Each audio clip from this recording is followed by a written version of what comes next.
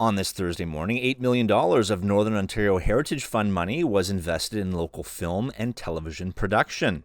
Nipissing MPP Vic Fedeli hosted the event, which saw the attendance from Timmins MPP George Peary, who's a Minister of Northern Development. Well, it's been $60 million has invested in film in Nipissing since 2018, and all that has generated almost $1 billion in film, which is just absolutely remarkable.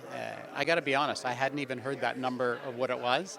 That's just a spectacular return on investment, I think, of the taxpayers' dollars to the creation of an industry here that has served our city very, very well. I've been on many, many movie sets. When you see 200 locals as extras on the movie, you know they're making money, but B, they're having fun doing it, and C, it has really enriched our economy. Rental cars, hotel rooms, restaurant meals. That's what got us through COVID. Remember, through COVID, film never shut down. It was a little more complicated to do, but it kept all of those industries humming.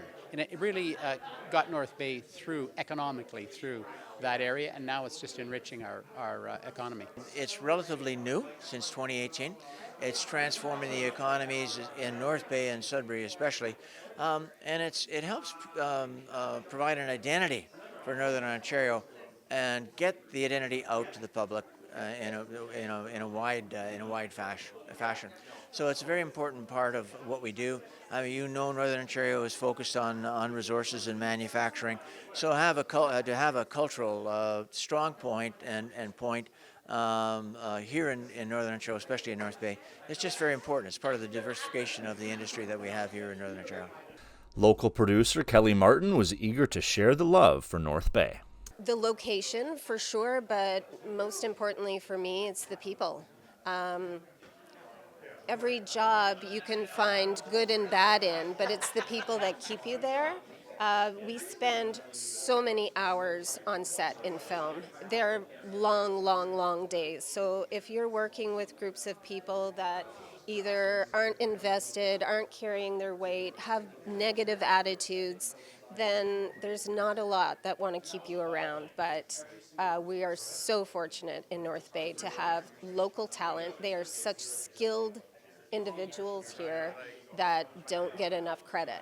Josh Bowen is a co-producer of Not Safe for Work. Today's funding announcement goes a long way. The tariffs in the U.S., and so there's a lot less opportunity for buyers to come in and produce stuff with us, just given the nature of the situation.